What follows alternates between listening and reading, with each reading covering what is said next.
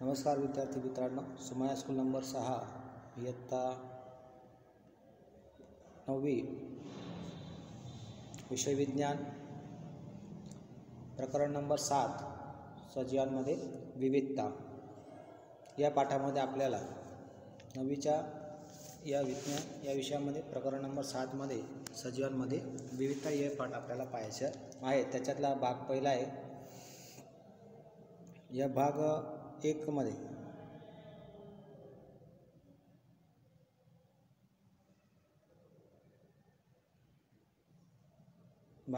मध्ये याच्यात आपल्याला काय शिकायचे, याच्यामध्ये सजीवांमध्ये विविधता। याचा अर्थ काय झाला की याचा अर्थ असा होऊन गेला की याच्यामध्ये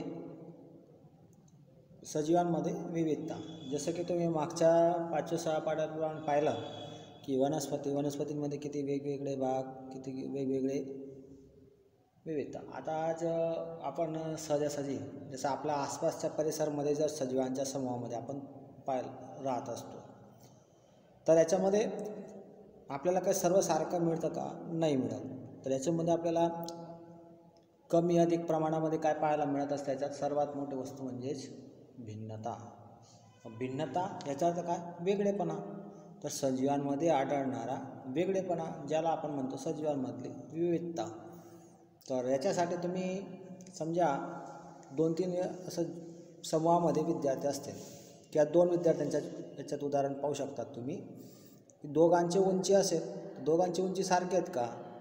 किंवा तुमच्या घरामध्ये पाहून घ्या, 2 मुलं आहेत बरोबर, दोघांमध्ये त्या दोघांची मुलांची उंची सारखी आहे किंवा त्या दोघांचे नाका सारखे आहेत किंवा कान सारखे आहेत, हात सारखे आहेत, म्हणजे त्यांचे अवयव जे ते सारखे आहेत का?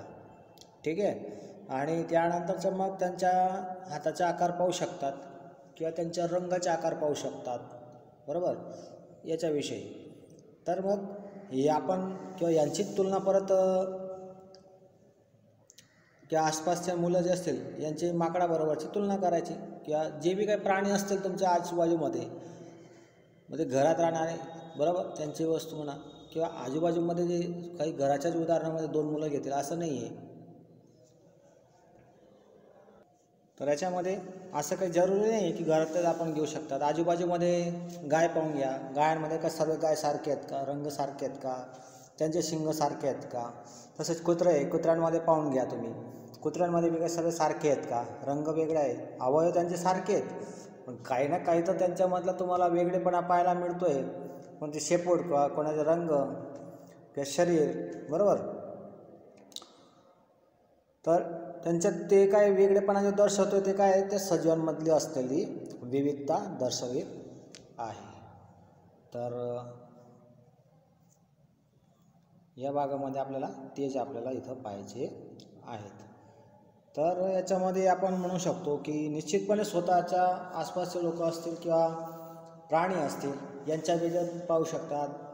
मी तुम्हाला सांगितलं, किंवा आता समजा आजूबाजूमध्ये कुत्रा आहे आणि गाय आहे, त्या कुत्रा किंवा माकड असेल किंवा माकड किंवा गाय असेल, यांच्यामध्ये काही समानता आढळते आहेत का?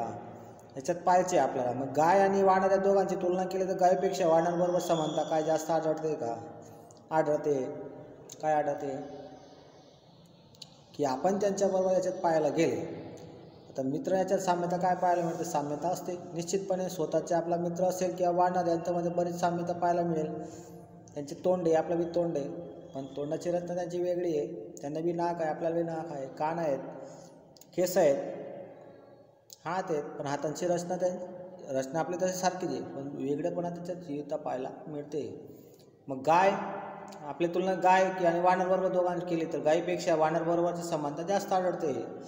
म्हणजे आपली जी तुलना गाय असेल, कुत्रा मांजर असेल, जे बी प्राणी आहेत त्यांच्याबरोबर आपली तुलना करून पाहिजे। आपल्या रचनेमध्ये त्यांच्या रचनेमध्ये काय पाहायला मिळतोय की वानर जो आहे तो आपल्यासारखंच फळं वगैरे तो खात असेल, ते खात असेल बरोबर, आणि बाकी तो काही इतर मांस वगैरे नाही खात। आपले माकडबरोबरची तुलना आपल्याबरोबर काय म्हणतोय? समानता आढळते। पण गायीबरोबर काय? गाय चारा वगैरे खातो, आपण खातो का चारा? मग ही बी काय झाली? एक प्रकारची विविधता झाली। तर याप्रमाणे म्हणजे त्याच्यामध्ये वानराबरोबरची जी साम्यता आहे आपल्या तुलनेमध्ये ती समानता आहे, सारखी आहे, जास्त आढळत असते गायीपेक्षा. त्यानंतर प्रवृत्तीचा तुम्ही स्वतः अभ्यास करू शकतात, आजूबाजूच्या प्राण्यांचा अभ्यास करू शकतात. गायी आहे किंवा म्हैस आहे, म्हैसीमध्येच पाहून घ्या कित्येक म्हैसी आहेत, सगळ्यांचे काळा रंग दिसेल तुम्हाला, पण रचना काही भुऱ्या रंगाची, काही म्हणजे सोनेरी रंगाची असेल, म्हणजे प्रकार पाहायला मिळतील. गायीमध्येच पाहून घ्या, सगळ्यांचा रंग वेगळे, रचना सारखी आहेत, हार सारखेच घेणारे, लहान मोठेपणा म्हणा सगळंच.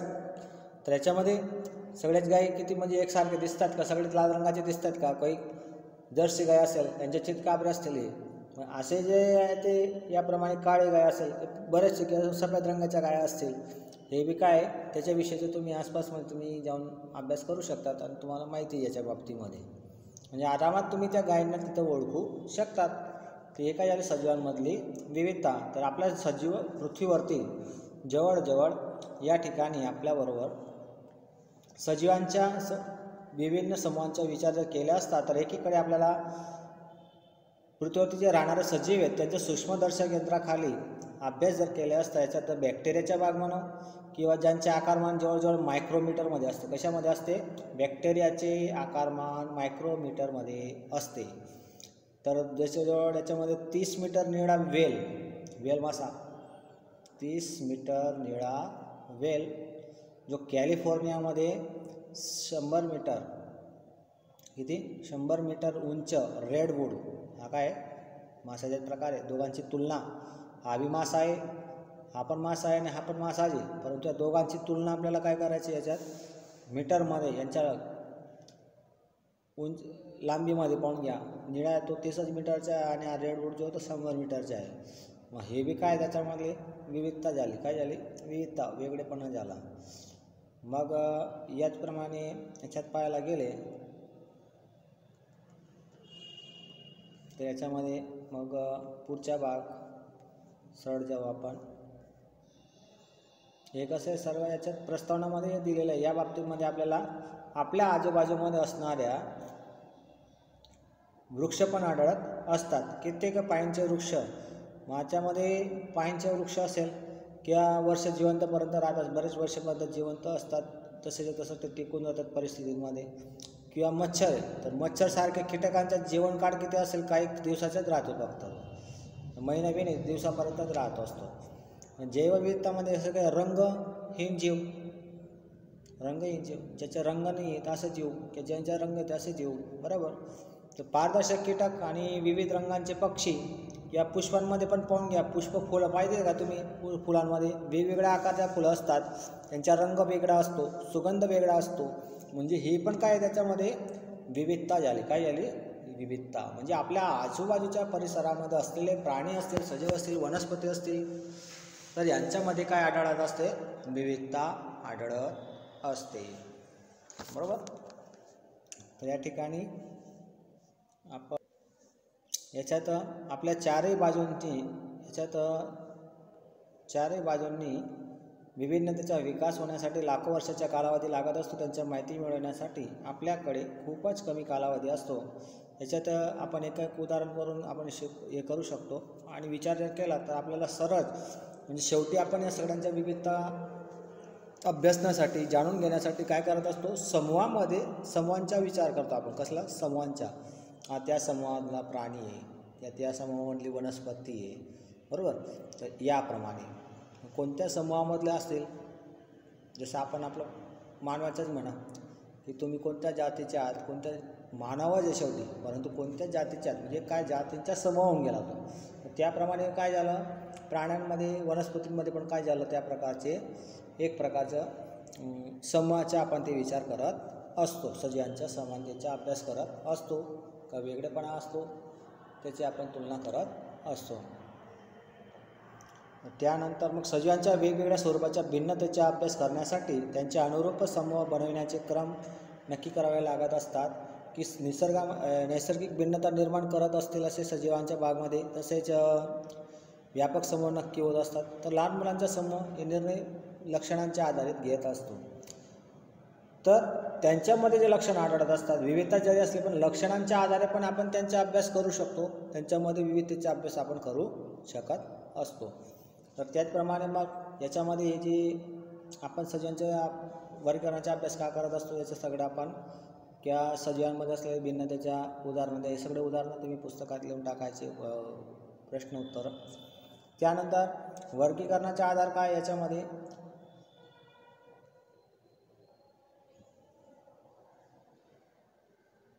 तर हा वर्गीकरणाचा आधार कशामुळे हे एक वैज्ञानिक होता ग्रीक चिंतक, त्याचं नाव होतं. प्राचीन काळापासून याचा उपयोग होतो या वर्गीकरणाचा आधार कशासाठी म्हणजे वर्गीकरणाचा अभ्यास का आवश्यक आहे त्याच्या बाबतीत. सजीवांचे याच्यामध्ये वर्गीकरण करण्यासाठी सजीवांचे वर्गीकरण करण्याच्या याच्यात बाबतीत पाहायला गेले तो ग्रीक चिंतक होता, त्याचं नाव होतं ॲरिस्टॉटल. काय नाव होतं? ॲरिस्टॉटल. याच्या म्हणण्यानुसार काय आहे की जमीन असेल किंवा पाणी किंवा हवेमध्ये असणारे सजीव, जमीन पाणी आणि हवेत असणारे सजीव याच्या ठिकाणी निवास करणारे जे प्राणी असेल त्यांच्या आधारे केले होते. म्हणजे त्याने 3 गट काढले, एक पाण्यात राहणारे सजीव, एक हवेत उडणारे सजीव आणि एक जमीनमध्ये राहणारे किंवा जमिनीवरती राहणारे सजीव. म्हणजे 3 भागाच्या नुसार म्हणजे या ठिकाणी निवास करणारे प्राणी असेल तर त्याच्या आधारे त्यांनी माहिती प्रस्तुत केली. त्यामुळेच काय होतं या 3 वर्गांमध्ये पाहायला गेले जमिनीवरती राहणारे प्राणी, पाण्यात राहणारे, हवेत उडणारे. याच्यामुळे काय झालं की सहज रीतीने सजीवांचा अभ्यास आपण करू शकतो आणि सजीवांना आपण ओळखू शकतो. बरोबर. त्याचप्रमाणे जसे की समुद्रात राहणारे सजीव असतील की सजीव समुद्रामध्ये किती असतात परंतु बाकी काही सर्व सारखे नसतात ना, त्याच्यामध्ये वेगळेपणा आपल्याला पाहायला मिळत असतो. जसे की प्रवाळचा भाग दिलेला आहे. कसला दिलेला आहे? प्रवाळ. तर प्रवाळमध्ये पण काय आहे व्हेल दिलेला, ऑक्टोपस दिलेला आहे, त्यानंतर स्टार फिश आहे आणि शार्क आहे. हे पण काय सगळे एकमेकापासून भिन्न आहेत. जरी ते पाण्यामध्ये राहतात तरी त्यांच्यामध्ये काय भिन्नता आढळत असते. या सर्वात एकच समानता आहे. एक समानता कोणती की ते पाण्यात राहतात. काय राहत आहेत? जरी ते एकमेकापासून भिन्न आहेत पण त्यांचं निवासस्थान कुठं आहे? पाण्यात आहे. कुठं आहे? पाण्यात. तर निवासस्थान त्यांचं काय झालं एक प्रकारचं त्या निवासस्थानावरून त्यांना आपण काय केलं समानता गटमध्ये ठेवले. जे पाण्यात राहणारे सजीव, ऑक्टोपस कोणते आहे? पाण्यात राहतो. मासा कुठे आहे? पाण्यात राहतो. प्रवाळ कुठं राहतो? पाण्यात राहतो. तर या सजीवांविषयी विचार आधार अभ्यास करण्यासाठी समूहामध्ये आपण विभागणे योग्य नाही आहे. म्हणजे याचा जर विचार केला मग त्यांना त्या समूहात विभागणे योग्य नाही आहे. मग याच्यासाठी काय करावं लागेल तुम्हाला, आपण याच्यात निर्णय केला असता की कोणत्या लक्षणाच्या आधारे आपण त्या वर्गीकरणाचं निर्माण करू शकतो.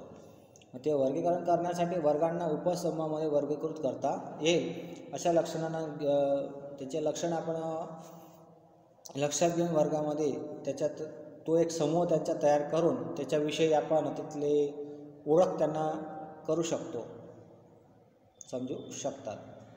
तर या विषयामध्ये पुढे जाण्याच्या म्हणजे पाठात पुढे जायच्या अगोदर सर्वात आधी आपल्याला काय आहे की समूहामध्ये वर्गीकृत करत असतो. सजीवांना आपण वेगवेगळ्या समूहामध्ये वर्गीकृत करतो आणि त्याच्यानंतर मग त्यांना जाणण्याची आवश्यकता असते की समूहामध्ये सदस्य कोणकोणती समानता आहेत, जर त्यांच्यामध्ये कोणत्या सारखेपणा त्याच्यामध्ये आढळतो आहे, तसेच त्यांना एकत्र ठेवता येईल का असा आपण प्रश्न करतो.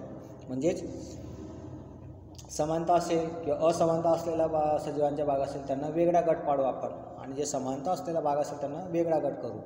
म्हणजेच त्याप्रमाणे आपण त्यांना एकत्र ठेवता येईल. याप्रमाणे पाहायला गेलं तर लक्षण आणि वर्तणूक जे असतं म्हणजे ते लक्षण असते ते त्यांच्या वर्तणूक राहणीमान असून किंवा त्याच्यावर नंतर सजीवांचे स्वरूप आणि कार्य, त्यांचे स्वरूप आणि कार्य याच्याविषयी आपण त्या ठिकाणी सांगू शकतो की या गटातला या समूहातला हा सजीव आहे. त्यानंतरचा भाग आहे कोणत्या सजीवांची लाक्षणिकता, हे सजीवांचे कोणते विशिष्ट स्वरूप विशिष्ट कार्य असते आणि त्याला जसं की आपल्या हाताला 5 बोटे असतात हे ते पण काय झालं एक लक्षण झालं. तसेच जीभ असते बरोबर. त्यानंतर धावण्याची क्षमता असेल, कोणी ज्या वेगाने पळतं तर कोणी कमी स्लोने पळतं बरोबर. आता जमिनीवर राहणारे पाहून घ्या, आपण आणि कासव पाहून घ्या. कासव काय हळूहळू चालत असतो पण आपण कसे फास्ट चालत असतो बरोबर. हे बी काय झालं त्याच्यामध्ये आहे तर आपण जमिनीवरती, पण त्यांच्यामध्ये काय वेगवेगळेपणा आहेत, बरोबर. वटवृक्षामध्ये धावण्याची क्षमता नसते, परंतु ते पण काय प्रकारचं लक्षण आहे, ते स्थिरच राहतं. ठीक आहे, याप्रमाणे. तर कित्येक लक्षणांना याच्या तुलनेत मूलभूत अभ्यास करूनच आपण त्यांच्या एक जसे त्यांच्या वर्गीकृत करू शकतो. अभ्यास करून मूलभूत लक्षण जे असतात त्याचा आपण अभ्यास करून त्यांना वर्गीकृत करू शकतो. म्हणजे त्यांचे वेगवेगळ्या संमत आपण वर्गीकरण करू शकत असतो. भिंत बांधण्यासाठी उपयोगात घेतलेले दगडांमध्ये विविध आकाराचे असतील, आकारमानाचे. आता विटांचं एक पाहू शकतात आपण, भिंत बांधत असतो त्याच्यात उपयोगात घेणारे दगडे काय सारखेच आकाराचे पाहून घेऊ शकतो का, वेगवेगळ्या रंगाचे कलरचे दगडे पण आपण त्याच्यात टाकून बांधू शकत असतो. तर हे पण काय, तर दगडांचे एक आकार आणि आकारमान हे त्यांचे काय झालं प्रभावित करत नाही आहे, परंतु याच्यामध्ये त्यांच्या खालील स्तराच्या दगडांचा प्रकार आणि दगडांच्या आकारावरती निश्चित प्रभाव पडत असतो. म्हणजे हा कोणत्या प्रकारचा दगड आहे, बरोबर. त्याप्रमाणे एक सिमेंट असलेला दगड, मार्बलचे दगड असतील जे असतील त्याप्रमाणे ते सर्वात खालच्या स्तराच्या दगडांप्रमाणे जे पाहायला गेले तर सजीवांच्या वरच्या निर्धारित करत असतात, वर्गांना निर्धारित करत असतात. संरचनात्मक तसेच त्यांचे क्रियात्मक लक्षणापासून ते स्वतंत्र असतील आणि त्यानंतरच्या लक्षण पहिल्या स्तरांच्या लक्षणाच्या निर्भर असते आणि त्यानंतरच्या स्तरात या प्रकारचे निर्धारित करत असते. तर अशाच प्रकारचे जे सजीव आहेत त्यांना वर्गीकृत करण्यासाठी परस्पर ते संबंधित त्यांच्या लक्षणांच्या एक प्रकारचा एक संबंधित क्रम, त्याच्यामध्ये लक्षणाचा संबंधित क्रम बनवून घेऊ शकतो, जेणेकरून आपण सहज रीतीने त्या सजीवांना वर्गीकृत करू शकतो. त्यानंतर आपण पुढचा भाग पाहू आपण याच्यामध्ये पुढच्या पेजवरती. तर अशा थोड्याशा प्रश्नावरून आपल्याला कळू शकतं की लक्षणांना अनुक्रमित करता येऊ शकते, म्हणजे क्रमाने आपण त्यांना मांडू शकतो का. त्याप्रमाणे किंवा त्यांच्या वनस्पतींची गोष्टी केली तर वनस्पतींमध्ये त्यांची भिन्नता, देहाची भिन्नता, म्हणजे सर्वच वनस्पती काय सारखे आहेत का, प्रकांड सारखे आहेत का. एकतर त्यांच्या प्रकांड राहू शकतो, पर्ण राहतील, मूळ पण राहतील, परंतु ते सर्व दिसायला सारखे आहेत का, हे त्याच्यात भिन्नताचे लक्षण झालं. वनस्पतीच्या देहात अन्न बनवण्याची क्षमतेनुसार पण विकास होतो, मग त्याच्यानुसार मी त्याला वर्गीकृत करू शकतो. प्राण्यांमध्ये देहाच्या बाहेरून अन्न ग्रहण करण्याचा विकास होतो, हे पण एक त्याचे लक्षण, जसे की हाडपिंजर वगैरे असते, बरोबर. त्याचप्रमाणे वर्गीकरण दरम्यान उपसमूहामध्ये आणि त्यानंतर मोठ्या समूहाचे विभाजन करण्यासाठी या ठिकाणी त्यानंतर मोठ्या समूहाचे विभाजन करण्यासाठी मूलभूत आधार बनत असतात. म्हणजेच त्यांच्या मूलभूत लक्षणांच्या अभ्यासाचा आधार करून आपण त्यांच्या मूलभूत आधार बनवतात समूहाचे विभाजन करू शकतो आणि सहज प्राणी असेल किंवा वनस्पती किंवा सजीवांचा जो भाग असेल तो, तर त्याच्यात सहज रीतीने आपण त्यांची ओळख करून घेऊ शकतात आणि आपल्याला जेणेकरून सोपे जात असते. ठीक आहे, हे निळे प्रश्न तुम्ही लिहून टाकायचे आहेत. वर्गीकरण आणि उद्विकास. आता वर्गीकरणचा जो अभ्यास याच्या त्या ठिकाणी सजीवांच्या त्यांच्या शरीर रचना आणि कार्याच्या आधारे ओळखता येत असते, त्यांचं वर्गीकरण करता येत असते. त्यानंतर शरीराच्या रचनेच्या बंधनात कित्येक अन्य लक्षणांच्या तुलनेत जास्त परिवर्तन आणत असतात आणि कालावधीच्या खूपच महत्त्वपूर्ण भूमिका पाहायला मिळत असते. तर कोणतीही शरीर रचना अस्तित्वात त्याच्यात येत असते आणि शरीरानंतर कित्येक परिवर्तनावरती परिणाम त्याच्यात घडत असतो. त्यानंतर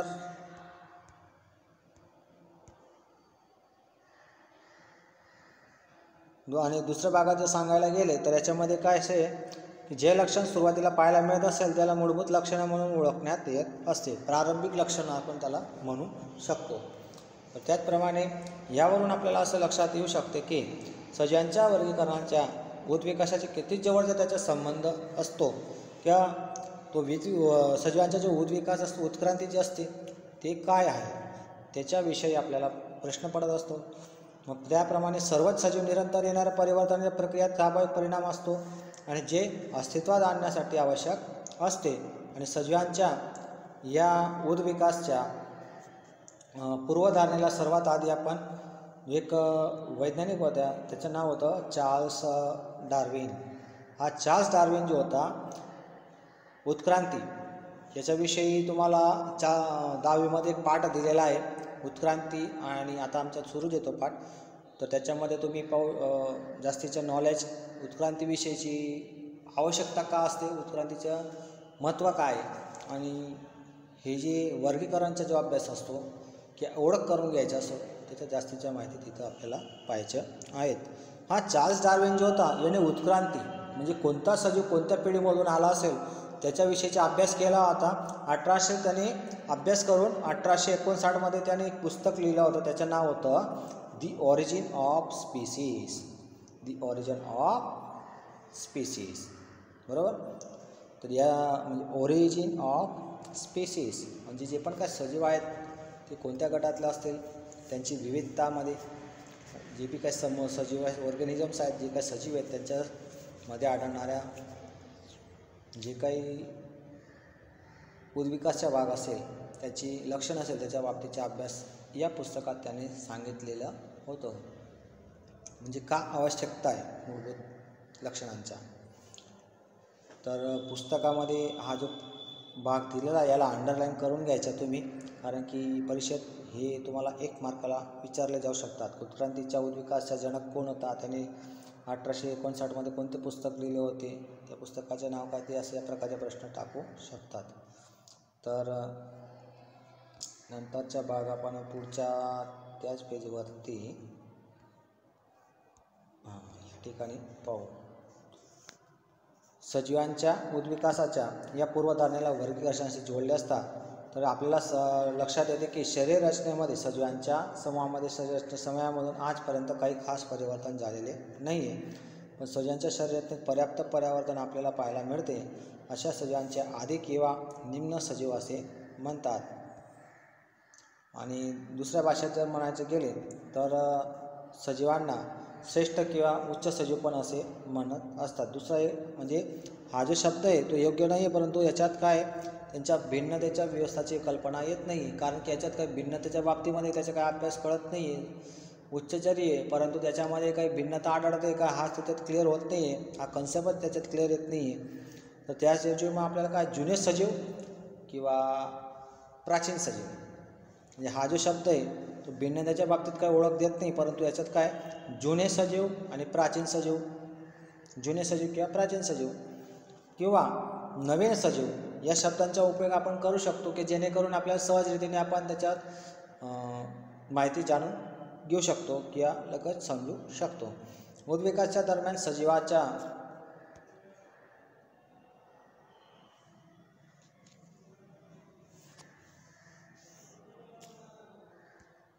उद्विकासच्या सजीवांच्या या ठिकाणी भिन्नतेच्या व्यवस्थित कल्पना करता येणार नाही आहे आपल्याला.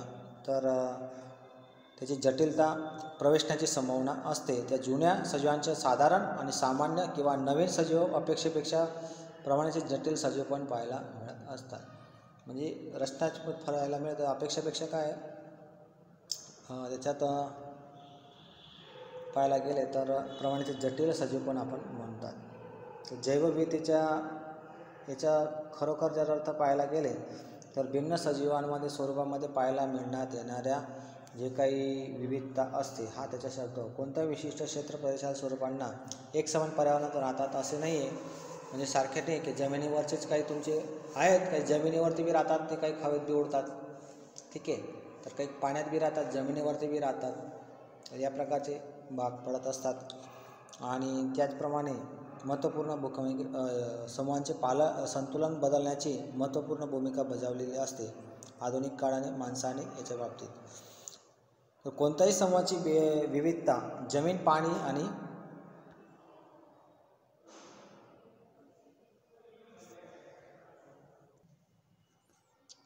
कोणत्या याच्यामध्ये जवळजवळ एक जमीन, पाणी, हवामान सारखे बाबींवरती म्हणजे याच्या नुकसान बाबींवरती घडत असते. एक मोठ्या अनुमानाच्या याच्यावरून आपल्याला म्हणता येईल की पृथ्वी सजीवांच्या अंदाजे 1 करोड प्रजाती आहे.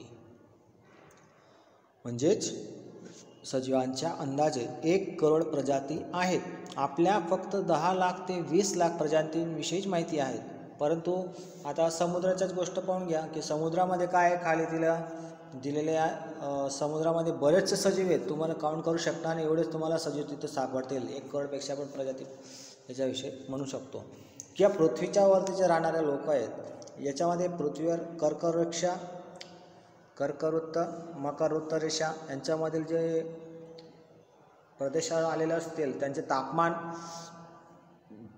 गरम बी राहू शकतं किंवा थंड बी राहू शकतं. असे भाग प्रदेशांचे आपण तिथे असणाऱ्या उगणाऱ्या वनस्पती असतील, म्हणजे उन्हाळ्यात जास्त तापमान असेल त्या ठिकाणी उगणाऱ्या वनस्पती, जिथं कमी तापमान असलेले प्रदेश असतील त्या ठिकाणच्या वनस्पतींचा भाग, तसेच प्राण्यांचा भाग असेल, यांच्यामध्ये फारच विविधता आढळत असते.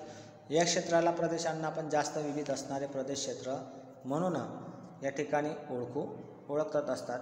तर पृथ्वीवरती जो जैवविविधतेच्या अर्ध्यापेक्षा जास्त भाग कित्येक देशात असते की जसे की ब्राझील, कोलंबिया, इक्वाडोर, पेरू, मेक्सिको, जायरे, मडगास्कर, ऑस्ट्रेलिया, चीन, भारत, इंडोनेशिया, मलेशिया हे याच्यामध्ये केंद्रित झालेले आहेत. यांच्यामध्येच लोकांच्या याच्यात राहणारे सजीव, प्राणी किंवा वनस्पतीच्या भाग यांच्यात बऱ्याचसा त्याच्यात विविधता आढळत असतो. हे त्याच्यात केंद्र बनून म्हणजे अभ्यासासाठी केंद्र बनलेले आहे.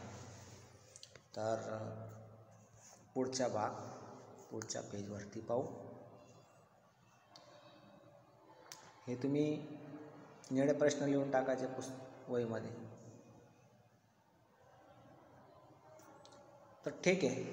तर याच्यामध्ये वर्गीकरण समूहाची पदानुक्रमित संरचना काय दिलेली आहे म्हणजे त्याची रचनामध्ये पाहायचे आहे. अर्नस्ट हॅकल, त्यानंतर रॉबर्ट विटेकर माहिती आहे तुम्हाला, पेशींचा जो भाग वापरले रचना देणारा. त्यानंतर कार्ल हुस. हे सगळ्यांचे क्रम आहे ना, वर्षाचे क्रम हे बी लक्षात ठेवायचे तुम्हाला.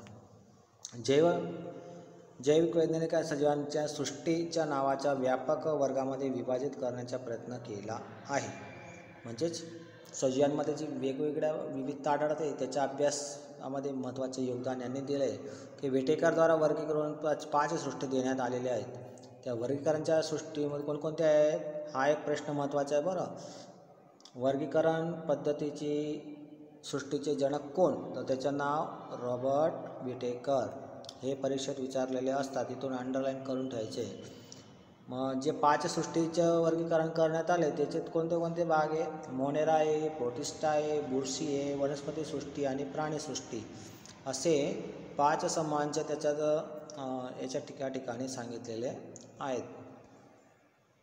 यांच्यामध्ये म्हणजे या समूहात असणारे जे वनस्पती असतील किंवा सजीव असतील त्यांच्यामध्ये मिळणाऱ्याच्या संरचना, त्याच्यात पोषणाचा स्रोत म्हणजे ते कुठून पोषण मिळवत आहेत, कसे हे करतायत, त्यानंतर त्यांचे शरीराचे रचना असेल त्यांचे आयोजन, त्यानंतर पोषण मिळवण्याच्या पद्धती, ते कशा प्रकारे स्वतःचा आहार मिळवत आहेत किंवा दुसऱ्यावर निर्भर राहत आहेत, हे सगळे त्याचे या पॉईंट्सचा त्याच्यात अभ्यास करण्यासाठी त्यांनी लक्षात घेतले.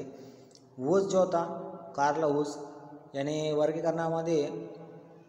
त्यांच्या वर्गीकरणामध्ये मोनेरा सृष्टीला आर्किओबॅक्टेरिया दिला. काय नाव दिलं, आर्किओबॅक्टेरिया जे होतं कार्ल हुसने आर्किओबॅक्टेरिया आणि युबॅक्टेरियामध्ये विभागले. म्हणजे बॅक्टेरिया 2 भागात टाकले त्यांनी, आर्किओबॅक्टेरिया आणि युबॅक्टेरियामध्ये.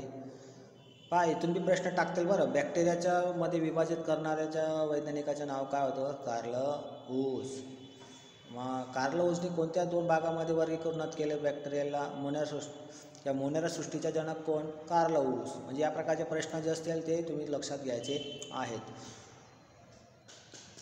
तर ते तर आहे बॅक्टेरियात, परंतु त्याच्या 2 भागात त्यांनी विभागून माहिती दिली. म्हणजे उपसमूहामध्ये म्हणजे हायत समूह कसला बॅक्टेरियाचा, पण उपसमूहामध्ये कोण त्याचे 2 भाग पडले ते त्याचे उपसमूह, बरोबर. तर या ठिकाणी सजीवांच्या उपसमूहात वर्गीकरण करण्यात येत असते. जसे की आता सृष्टीचा भाग दिलेला आहे त्यांच्या ज्यावेळेस तुम्ही सायन्समध्ये पुढे जाणार 12वी नंतर, आपला 10वी नंतर सायन्समध्ये जाणार, तर त्यावेळेस प्राण्यांचा जो वर्गीकरणाचा अभ्यास असतो त्याच्यामध्ये किंगडम, सृष्टी म्हणजे काय किंगडम, समुदाय म्हणजे त्याचं फिल्यम कोणता आहे हे तुम्ही ज्या 10th नंतर सायन्समध्ये येणार त्यासाठी सगळं तुम्हाला पुढे पाहायलाच मिळणार आहे। इथं आपण सृष्टीच्या म्हणू, इथं समुदाय म्हणू, पण त्या ठिकाणी काय तुम्हाला इंग्लिशमध्ये किंगडम वगैरे, फिलियम्स, त्यानंतर वनस्पतीसाठी डिव्हिजन्स वगैरे किंवा याच्यासाठी या प्रकारचे। तर याच्यामध्ये हे 5 क्रम दिलेले आहेत, वर्ग दिलेला आहे, गोत्र, कुळ, प्रजाती आणि जाती, हे 5 गोष्टी याच्यात दिलेले आहेत। आता वर्ग कोणत्या याच्यातला वर्गातला आहे तो कोणत्या गोत्रामध्ये, जसं आपण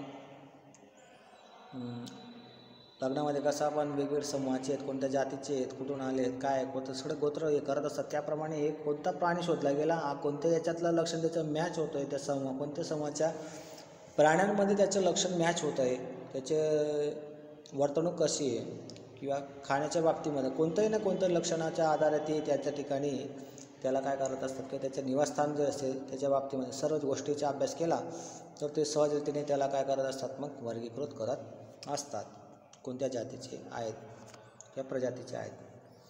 तर या प्रकारे सजीवांना भिन्न लक्षणांच्या आधारे लहानात लहान समूहामध्ये विभागले असतात आणि वर्गीकरणाच्या लहानात लहान एककापर्यंत पोहोचतात। वर्गीकरणाच्या सर्वात लहान एकक जाती याच्या अर्थात सजीवांना एकाच्या जातीचे सजीव असे म्हणतात का? या व्यापकतेने जातींमध्ये जर म्हणतं सर्व सजीवांचा समावेश होतो, परंतु प्रजनन करून पिढीला पुढे वाढवू शकतील। मग विटेकरच्या मतानुसार की तयार केलेल्या ज्या सृष्टी होतात त्या वर्गांच्या 5 मुख्य सृष्टींच्या मुख्यत्वे विशेष वर्णन केलेले आहेत। त्याच्यामध्ये 5 सृष्टींचा विचार केलेला आहे। तर त्याच्यात पहिला मोनेरा सृष्टी दिलेला आहे। स्वतः अभ्यासामध्ये आपल्याला वनस्पती प्राणीसृष्टीत पाहायचं, पण तुमच्या जास्ती जनवण्यासाठी घेतो आहे। मोनेरा सृष्टी या सजीवामध्ये काय सुयोजित पेशी केंद्र किंवा अंगिका नसतात, बरोबर, म्हणजे ज्यांना पेशी केंद्र नाही किंवा अंग नाही आहेत असे सुयोजित, आणि त्यांचे शरीर जे असते ते बहुकोशीय असते, त्यांची रचना त्यात पाहावयास मिळणारी विविधता लक्षणांवरती आधारित असते। त्यापैकी कित्येक कोशभिंत पाहायला मिळते आणि कित्येकात कोशभिंत नसते, म्हणजे त्यांच्यात कोशभिंत असलेले, कोशभिंत नसलेले, त्यानंतर त्यांची केंद्रावरून किंवा अंतःस्रावाच्यावरून या सगळ्या गोष्टीचा अभ्यास केला तर त्याच्यात विभागणे शक्य नसते। तर बहुकोशीय सजीवांमध्ये कोशभिंत असणे किंवा नसते, बरोबर। त्याचप्रमाणे त्यांच्यात विपरीत परिणामाच्या शरीर रचनेवर होत नाही किंवा कित्येक सजीवांचे अन्न स्वतः बनवतात, स्वयंपोषी असणारे जसे वनस्पती वगैरे असतील, कित्येक पर्यावरणातून मिळवत असतात, परपोषी असणारे सजीवांचा भाग, असे सजीवांचा भाग, बरोबर। हे सगळे त्याचे उदाहरणे दिलेले आहेत। याच्यामध्ये उदाहरणार्थ की बॅक्टेरियाच्या गोष्टी जर सांगितलं तर बॅक्टेरियामध्ये जीवाणूचा भाग, नीलरहित शैवाल हे वनस्पतीचा भाग, ज्याला सायनोबॅक्टेरिया आहे, मायक्रोप्लाझ्मा, हे असे बरेचसे उदाहरणं तुम्हाला दिलेले आहेत, ते पुढच्या आकृतीमध्ये दिलेली आहेत। खाली दिलेलं आहे पहा, या ठिकाणी हे सगळे बॅक्टेरियाचा भाग दिलेला आहे। आपण 6व्या 5व्या पाठात पाहिलं होतं। हे कसं आहे, हे विश्रामी, हे विषम कोष्ठ दिलेला भाग, हे ॲनविना, हे पण काय सगळे मोनेरा सृष्टीचेच घटक आहेत। तर या ठिकाणी आपल्याला प्रोटिस्टा पाहायचं आहे। प्रोटिस्टामध्ये पुष्कळ प्रकाराचे सुकोश केंद्र सजीवांचा समावेश होतो। याच्यात सजीवांमध्ये प्रजननासाठी पक्ष्म किंवा कशा, त्यांचे जे हे बी अंग आहे, कशा म्हणजे कसं नाही, कशा त्याच्या अंग आहे, काय अंग या नावाची रचना पाहायला मिळत असते, पक्ष्म म्हणतात। ते स्वयंपोषी तसेच विषमपोषी दोन्ही प्रकाराचे असतात। हे प्रोटिस्टा वर्गातला असणारा भाग। त्याच्यामध्ये एककोशीय शैवाल, हे डायटम्स, जे द्विअ नसलेले शैवालचा भाग, प्रोटोझोआ आहे, यासारखे त्याचे उदाहरणं पाहायला मिळतात। प्रोटोझोआमध्ये कोण आलं, कॉक्रोच वगैरे पाहिला असेल तुम्ही, हा प्रोटोझोआ समूहातला आहे। कॉक्रोच तुमच्या घरामध्ये आहे असेल, पाहून घेऊ ना। तर तुम्ही कॉक्रोच पाहिला असेल तर तो प्रोटोझोआमध्ये आढळणार आहे, जे तुमच्या पुढच्या आकृतीत दिलेले आहेत।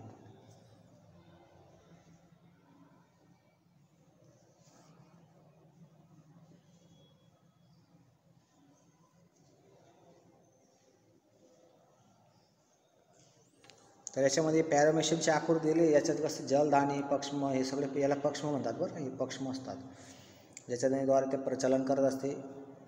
त्यानंतर बृहत कोशेश्वर, मुखवास, कोश अंगिका, अन्नदानी, कोश रशीय, प्रवर्ध हे सगळं तुम्ही 6व्या पाठामध्ये शिकले आहेत, 5व्या 6व्या पाठात. ठीक आहे. उत्सर्गद्रव्याचा भाग, त्यांच्या रचनेवरून त्यानंतरचा भाग दिलेला आहे. अमिबाच्या बाबतीत सांगितलेलं आहे. अमिबामध्ये पण काय बाह्य कोशरस असणारे सगळे काय त्याचे अंग दिलेले आहेत, कणापसूत्र असतात त्यांना, स्फटिके, अन्नदानी, त्यांची रचना, बरोबर. हे आहे तर काय एक पेशी असलेला भाग आहे, परंतु काय त्यांची रचना कशी आहे वेगवेगळी दिलेली आहे. ठीक आहे.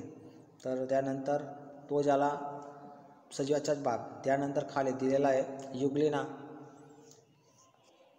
युग्लिना याच्यामध्ये कशा आहे, हे असं लांब प्रवर्त जे आलेलं आहे ना, याला कशा म्हणतात. लांब भाग दिसतो तुम्हाला, हा कशा भाग आहे. त्यानंतर याच्यामध्ये आखोड कशा म्हणजे कमी लांबी असलेला भाग असतो तो. 2 प्रकारचे, एक लांब असतो, आखोड असतो, याप्रमाणे याच्यात रचना करले. प्रकाशग्राही घटक असलेले, हरितकण असलेला भाग, कोशकेंद्रिक असलेला भाग, हे सगळे प्रजीवचा भाग झाला.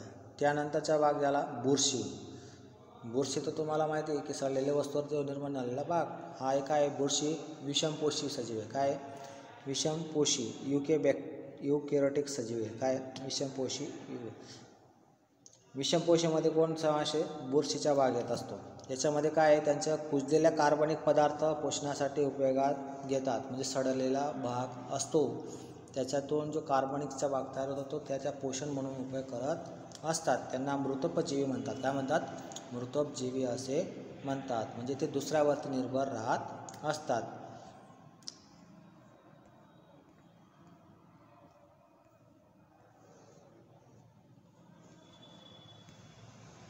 त्यानंतरच्या भागे सजीवांना जिवंत कोशरसची आवश्यकता नसते, त्यास परोपजीवी पण असे म्हणतात. कारण की ते काय दुसऱ्यावरती अवलंबून आहे, त्यांना काही स्वतःच बनवायचे अन्न नाही, ते दुसरलेल्या वस्तूवरती ते अवलंबून राहत असतात. बरेचसे बुरशी जीवनाच्या विशेष अवस्थेमध्ये बहुपेशी क्षमता प्राप्त करते आणि बुरशीच्या पेशी वितके कायटिन्स नावाची जटिल शर्करा मिळते. ईस्ट, मशरूम यासारखे त्याचे उदाहरण दिलेले आहे. ते खाली दिलेले पाहून घ्या. हे तुमचे ईस्टचा भाग दिलेला आहे. त्यानंतर मोल्ड आहे, मशरूम्स आहे. मशरूममध्ये तुम्हाला माहिती आहे पावसाळ्यामध्ये तुम्हाला हे पावसाळ्यात पाहायला मिळेल तुम्हाला. या ठिकाणी पावसाळा त्या सडलेलं ओलं लाकूड असेल तर त्या ठिकाणी हे उगवून निघतं असते. हे मोल्ड आहे. हे बी कसं आहे, जो सडलेला बुरशीचा भाग असतो तो निघत असते. तर याप्रमाणे हे सगळे बुरशीचेच प्रकार आहेत. काय बुरशीचे सडलेला भागातून तयार झालेला भाग तो म्हणजे कसला, बुरशीचा. तर बुरशीमध्ये पण काय आहे, याच्या ज्यात नीलरहित शैवाल म्हणजे सायनोबॅक्टेरियाचा भाग आणि अंतरसंबंधित ठेवतात. या सजीवांना सहजीवन असे म्हणतात. सहजीव सजीवांमध्ये लायकेन म्हणतात. काय म्हणतात, लायकेन. लायकेन काय माहिती आहे का तुम्हाला, जो दगडावरती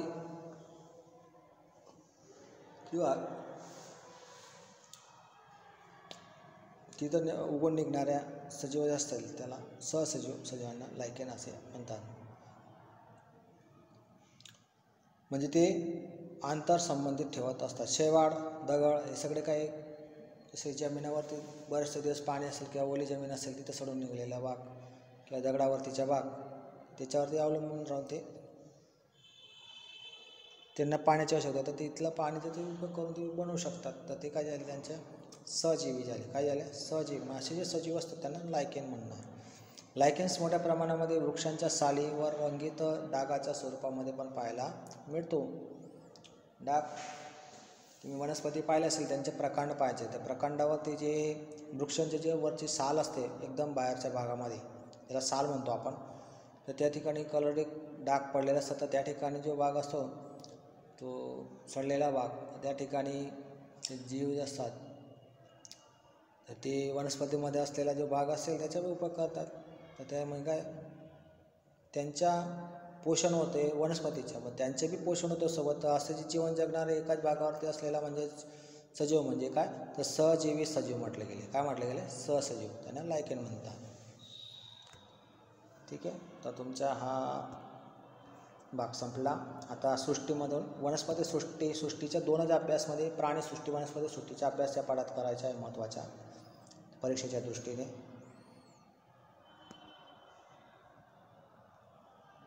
वनस्पती सृष्टी याच्यात काय आहे की बहुकोशीय सुकोश केंद्री सजीव जे इक्युरेटिक असतात, जे स्वयंपोषी आहेत. काय हे सगळे त्याचे लक्षण आहेत, स्वयंपोषी आहेत, इक्युरेटिक आहे, सुकोश केंद्रीय आहे, प्रकाश संश्लेषणासाठी हरित कणांचा उपयोग करतात, किंवा सर्वच वनस्पतींचा त्याच्यात समावेश होतो. कारण की जे काही वनस्पती आहे ते सूर्यप्रकाशाचा उपयोग करत असतात, किंवा त्यांच्या आजूबाजूमध्ये असलेल्या वनस्पती आणि प्राणी ते सर्वात जास्त पाहायला मिळू शकतात. तसेच वनस्पतीच्या सृष्टीच्या उपवर्गांची चर्चा पुढच्या 7.4चा भाग येईल त्याच्यात पाहू आपण. त्यानंतर प्राणीसृष्टीमध्ये पण काय आहे की याच्यात बहुकोशी केंद्र असलेल्या सुकोश केंद्रीच्या सजीव असतात, म्हणजे त्यांना एकापेक्षा जास्त कोश केंद्र असलेले भाग, किंवा ज्यांच्यामध्ये कोशभिंताचा अभाव असतो सजीव, आणि वनस्पतीमध्ये कोशभिंत असतो. या वर्गांच्या सजीवांच्या विषमपोषी म्हणतात. काय म्हणतात, विषमपोषी, कारण की त्यांच्या जो हे स्वतःने बनवत पण दुसऱ्यावरती ते निर्भर राहत असतात. त्याच्या पुढे आपण अभ्यास करणार आहोत. त्यानंतर ही रचना जी आहे ती तुमची डायग्रामचा अभ्यास तुम्ही 5 सृष्टीचा अभ्यास याच्यात करू शकतात.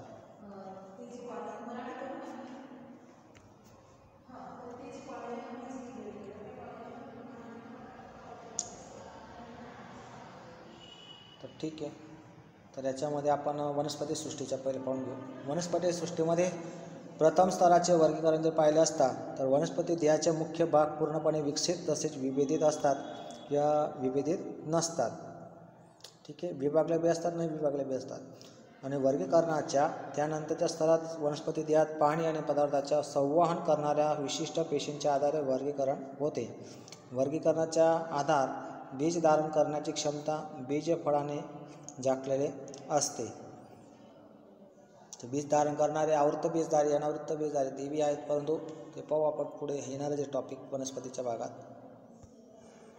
त्यानंतर मग त्याच्यात एकांगी वनस्पती जे सुकाय म्हणून म्हणतात, याच्यामध्ये काय यांच्या विभेदीकरण पाहायला मिळत असते एकांगी वनस्पतींमध्ये. या वनस्पतींना योग्यप्रमाणे शेवाळ म्हणतात. काय म्हणतो आपण, शेवाळ पाहिलं असेल तुमच्या आजूबाजूमध्ये कुठं पाहायला मिळू शकते, पाण्यात म्हणा किंवा जी ओली जमीन असेल त्या ठिकाणी म्हणा.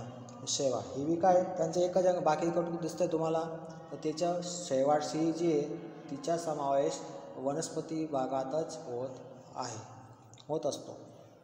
आणि त्याला कुठला अंग नाही, म्हणजेच काय एकांगी असलेला भाग थॅलाफायटा ग्रुपात त्याला समाविष्ट करण्यात आलेला आहे. त्यानंतरचा भाग आहे हे मुख्यत्वे करून पाण्यात पाहायला मिळतील. कुठं, त्यांचे निवासस्थान कुठं, पाणी मुख्यत्वे करून. जसे की याच्यामध्ये शेवाळमध्ये युलेथ्रिक्स असेल, स्पायरोगायरा असेल, कारा असेल, क्लोरिडोप्रोरा असेल, हे कसं आहे त्याचे शेवाळचेच प्रकार आहेत.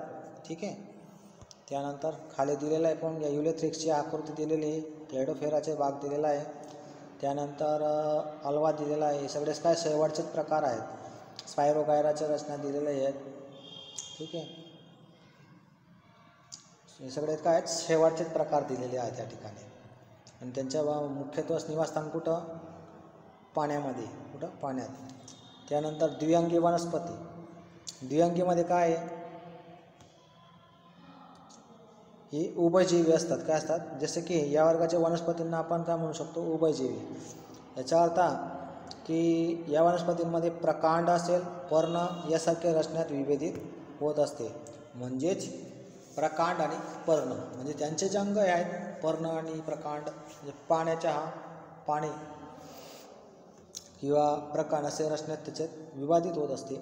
आणि वनस्पतीच्या देहाच्या एका भागापासून दुसऱ्या भागात वस्तूंची काय करत असते, वहन करण्यासाठी त्यांच्यामध्ये काय असते, एक विशिष्ट प्रकारांची रचना आलेली असते, जे वस्तूंचे वहन करू शकतात, पाण्याचे वहन करू शकतात, बरोबर.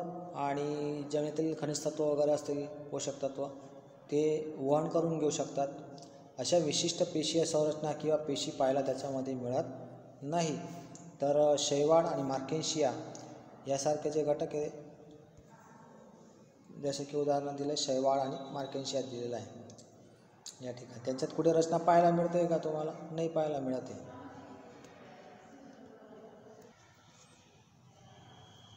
तर या प्रकारचे त्यांचे मूळ, प्रकांड आणि पर्णात.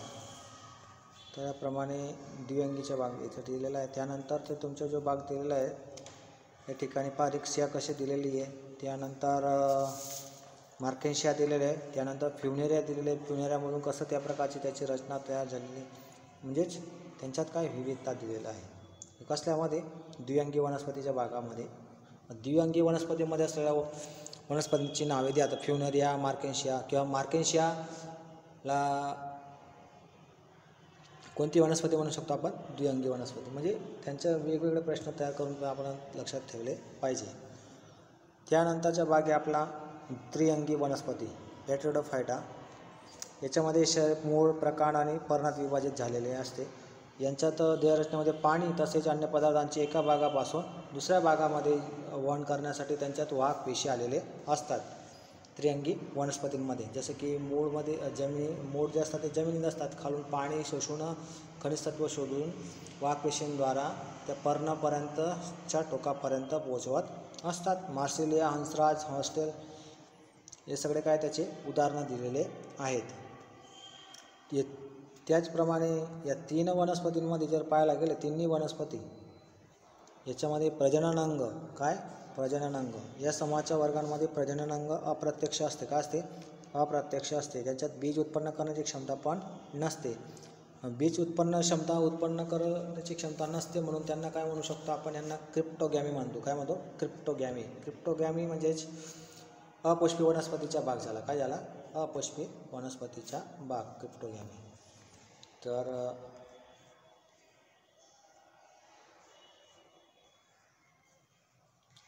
जसं की इथं आकृतीमध्ये दिलेलं आहे तुम्हाला, पर्ण आहे, बीजदाणे, प्रकांड आहे, मूळ आहे, त्यानंतर मूळ दिलेला आहे, मार्सिलिया, हंसराज दोघांमध्येच पाहू शकता तुम्ही. त्याच्यात कसं आहे की हा जो भाग दिलेला आहे या ठिकाणी याच्यात पर्ण, बीजदाणी, प्रकांड, मूळ आणि हे दिलेले आहेत. आणि या ठिकाणी हंसराज याला फक्त काय पर्ण आणि प्रकांडाच्याच भाग आणि मुळाचा भाग दिलेला आहे. मूळ दिलेला आहे, प्रकांड दिलेलं आहे आणि पर्ण दिलेले आहेत. ठीक आहे. आणि पर्ण हे सगळे काय त्रिअंगी वनस्पतीचा भाग झालेला आहे. याचे बी मूळ आहे, प्रकांडाचे, पर्णाचा भाग आहे, बीजाणुधान्य जिथं बीज धारण होते परंतु त्यांना बीज आवडत नसलेला भाग आहे. याच्यात बी 2 प्रकार असतात, पुढे ते पाहू आपण. की याच्यामध्ये असते की वनस्पती प्रजननामध्ये पूर्ण स्वरूपामध्ये विकास पावलेला असतो, तसेच विभाजित झाले असतील. या प्रजनन क्रियेनंतर ते काय करत असतात? बीज उत्पन्न करत असतात. त्यांना सपुष्पी वनस्पती असे म्हणतो. सपुष्प बीजधारी, फूल तर येत आहेत बरोबर, बीज पण उत्पन्न करतात, म्हणजे त्यांना सपुष्प वनस्पती म्हणू शकतो आपण. ज्याला फक्त वनस्पती स्वरूपातच राहत असतात, फुलं वगैरे काहीच येत नाही त्यांना, ते अपुष्प वनस्पतींमध्ये. म्हणजेच जे लिंगी प्रजननद्वारा जे बीज उत्पन्न करतात ते लिंगी प्रजननद्वारे त्यांचं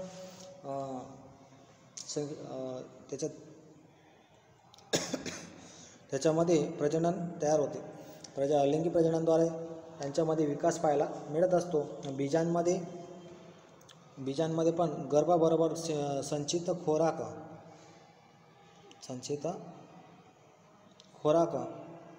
बीजांच्या याच्यामध्ये पाहायला मिळत असतो.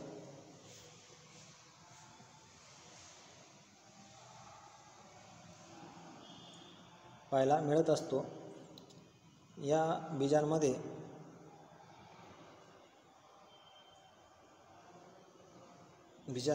गर्भाबरोबर संचित खोराक असतात. अंकुरणाच्या वेळी सहाय्यक गर्भाचा प्रारंभिक विकास करतो. अंडबीजाच्या अवस्थेत आधारावर या प्रकारच्या वनस्पतींना पुन्हा 2 भागात विभाजित करण्यात येते.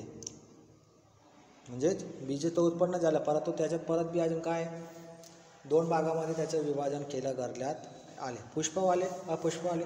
पुष्पमध्ये बी याच्यात बी काय जे बीज उत्पन्न करतात पण त्याच्यामध्ये पण 2 भाग आहेत बीज उत्पन्न करणाऱ्या वनस्पतींमध्ये पण. मग असे वनस्पती की ज्यांचे जे बीज उत्पन्न होत आहेत परंतु ते आवृत नसतात, आणि असे बीज की ते आवृत होतात परंतु फळाने ते आवृत झालेले असतात आणि तो बीजचा भाग मध्ये असतो. असे 2 भागामध्ये त्याची विभागणी करण्यात आलेली असते. अनावृत्त बीज धारण करणाऱ्या वनस्पती आवरण नसणारे, म्हणजे यांना कसं आहे की वनस्पती जे असतात अनावृत्त बीजधारी त्याला कुठल्याही प्रकारचे आवरण नसतं, म्हणजे त्यांना नग्न बीज नग्न बीज म्हणून आपण म्हणू शकतात. जे अनावृत्त बीजधारी वनस्पती की ज्यांचे बीज नग्न असतात, तिला कुठल्याही प्रकारच्या आवरणाने ते वेष्टीत झालेले नसतात, मग त्यांना जिम्नोस्पर्म म्हणतात. काय म्हणतात? जिम्नोस्पर्मचा अर्थ आहे, जिम्नो म्हणजे अनावृत्त नग्नचा भाग आणि स्पर्म म्हणजे त्याच्या बीजाचा भाग. तर हे काय झालं, मग ग्रीक भाषेवरून याच्यात शब्द तयार झालेला आहे. म्हणजेच असे बीज की ते फळांचे जे बीज असतात ते फळामध्ये आवरित झालेले असतील किंवा झालेले फळांच्या आत बीज उत्पन्न करणाऱ्या वनस्पती आवृत झालेले बागा याच्यामध्ये आवृत्त बीज धारणमध्ये, आणि ज्यांचे असे बीज की जे बीज उत्पन्न झाले परंतु ते नग्न असतात, कुठलेही आवरण त्याच्यावरती आलेलं नसतं, असे बीज उत्पन्न होतात. मग असे बीज दुसऱ्या ठिकाणी की तिथं उत्पन्न होतात परंतु ते फळाने आवृत झालेले असतील, ते फळाने आवृत झालेले ते आवृत्त बीजधारीमध्ये येते. जे आवृत नाही झालेले असते, कुठले आवरण नसतील त्याच्यावरती, तर त्याला अनावृत्त बीज धारणमध्ये समावेश करत असतात.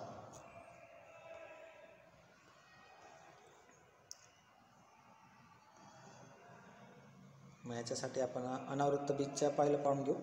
अनावृत्त बीज धारण करणाऱ्या वनस्पतींमध्ये कसं आहे ते पाहिलं, त्याप्रमाणे मी तुम्हाला सांगितलं. याच्यात अनावृत्त बीजधारीमध्ये जे वनस्पती दिलेल्या आहेत ते खाली पाहून घ्या तुम्ही. या ठिकाणी पायनस दिलेला आहे आणि एक सायकस दिलेला आहे. काय? पायनस आणि सायकस हे दोघं वनस्पती दिलेल्या या ठिकाणी. हे अनावृत्त बीजधारीमध्ये यांचे ते बीज उत्पन्न होतील, पण यांच्या बीजांना काय आवरण वगैरे नसतं, म्हणजे त्यांचा समावेश झाला. हे पण अनावृत्त बीजधारीना कोई पण दे उदाहरण आपो, या प्रकारचे प्रश्न परीक्षेत विचारला जात असतो, तर त्या ठिकाणी तुम्ही लक्षात ठेवायचे आहेत. त्यानंतरचा भाग आहे आपला आवृत्त बीजधारीमध्ये अजून. आणि हे जे अनावृत्त बीजधारी असतात त्यांचं लक्षण कसं असतं की ते या प्रकारच्या वनस्पती जे असतात ते दीर्घायुष्य असतात. का असतात? दीर्घायुष्य, सदाबहार, काष्टीय वनस्पती आलेले असतात. पायनस आणि सायकस हे त्याचे उदाहरणं दिलेले आहेत. किंवा अनावृत्त बीजधारींना कोई पण बेलक्षण आपो, तर ते दीर्घायुष्य असतात आणि सदाबहार असतात, काष्टीय वनस्पती असतात, हे त्याचे लक्षण आहेत. हे प्रश्न लक्षात ठेवायचे आहे तुम्ही. आणि त्यानंतरचा भाग आहे तुमच्या आवृत्त बीजधारी वनस्पतीचा भाग. याच्यात काय आहे की दोन ग्रीक शब्दांनी तयार झालेला भाग. अँजिओस म्हणजे काय? आवृत, आणि स्पर्म म्हणजे बीज. म्हणजे असे बीज की जे आवृत झालेले असतील, फळाने आवृत झालेले असतील. फळाने आवृत झालेल्याचा अर्थ काय? ते जे बीज असेल फळाच्या आत उत्पन्न झालेला भाग, म्हणजे त्याच्यावर फळाच्या वरचा जो भाग आलेला असतो, जसं की चिक्कू वगैरे असेल. चिक्कू कुठे आहे? मध्ये भागात असतो, परंतु ते फळाने काय झालेलं असतं? आवृत झालेलं, म्हणजे ते झाकले गेलेले असतात. जसं की आंबा आहे, आंबा पण कुठं आहे? तो आंबाचं जे बीज पोळी असतं ती त्याच्या याच्यामध्ये फळाने आवृत झालेला असताना तो मध्य भागात पाहायला मिळत असतो. मोसंबीचा आहे किंवा लिंबूचा भाग असेल, असे बरेचसे उदाहरणं तुम्ही याच्यामध्ये अभ्यासू शकतात. ते झाकलेले असतात. मग यांच्यात यांचे जे वनस्पती असतात आवृत्त बीजधारी ते सपुष्पी वनस्पती असतात, कारण की फुलं पण येत असतात त्यांना. फूल तयार झाल्यानंतर त्यांचे फळ तयार होत असतात. त्यानंतर बीजांचा विकास अंडाशयामध्ये आत होत असतो आणि त्यानंतरच ते फळ तयार होत असते. तर वनस्पतीच्या बीजांच्या भ्रूणाच्या रचनेला बीजपत्र म्हणतात. बीजपत्र म्हणत असतात. ज्या ठिकाणी बीज उत्पन्न होत असतात ते रचनेला बीज म्हणजे भ्रूण याचा अर्थ काय? त्यांचा जो अंडाशयाचा जो भाग असतो तर त्या ठिकाणी काय जी रचना तयार झाली आहे त्याला बीजपत्र असे म्हणतात. जिथं बीजांचे उत्पन्न होत असतात, जिथं बीज निर्माण होत असतात, कारण की त्यात बीजांकुरण होऊन परत हिरवा रंग मिळून त्यात विकसित होत असते. बीजपत्रांच्या संख्येच्या आधारावरती आवृत्त बीज धारण करणाऱ्या वनस्पतींचे दोन भागात विभाजन केले जात असते. पहा, एकतर ती वनस्पती जी आवृत्त बीजधारी तिच्या बीजांचा विकास अंडाशयात जिथं की मध्य भाग जो असतो, तुम्ही याच्याविषयी इयत्ता 8वीमध्ये शिकलेलं आहे की 8वा पाढ होता फुलांच्या, याच्यामध्ये सर्व भाग त्याच्यात दिलेला आहे. श्रीकेसर, पुंकेसर, जेव्हा सर्व त्याच्या ठिकाणी तुम्ही अभ्यास केलेला आहे फुलाच्या रचनेच्यामध्ये. तर त्या ठिकाणी तुम्ही याचा अभ्यास करू शकतात. आवृत्त बीज धारण करणाऱ्या 2 भागात विभाजन करत आहे. म्हणजे फुलाच्या आत असलेला असा अंडाशयाचा भाग की ज्या ठिकाणी बीजपत्रामध्ये काय त्याच्या बीजांचा विकास होतो आणि फूल तयार होऊन फळ तयार होत असते. मग याच्यामध्ये बी कसं आहे की ते बीजचं उत्पन्न होतात, परत त्यांचे अजून 2 विभाग आहेत. तर ते 2 विभाग कोणते? जे असे बीज की ते एक बीजपत्र धारण करणाऱ्या वनस्पती असतात आणि असे वनस्पती की जे 2 बीजपत्र धारण करणाऱ्या वनस्पती असतात. म्हणजे 2 भागात एकदलीय वनस्पती किंवा द्विदलीय वनस्पती असे 2 भागामध्ये ज्यांचे एक बीजपत्र धारण करते, एकच बीज तयार होते, किंवा जे 2 बीजपत्र तयार करते असे जे भाग जे पुढे आकृतीत दिलेलं आहे पाहून घ्या. अशा वनस्पती की ज्याच्यात फक्त एक बीजपत्र उत्पन्न होऊ शकतं ते असं कोणते या ठिकाणी दिलेलं ऊसाचा भाग वगैरे या ठिकाणी दिलेला आहे. ठीक आहे. आणि खालचा जो भाग दिलेला आहे याच्यात मोनोकोटचा भाग दिला तो वरती, आणि त्या ठिकाणी खाली जो दिलेला आहे तो तुमच्या आकृतीचा डायकोटचा भाग दिला आहे, जे द्विदल वनस्पती इंग्लिशमध्ये. इथं पर्ण आहे, पुष्प आहे, वेल आहे. ठीक आहे. हे सर्व दिलेलं आहे.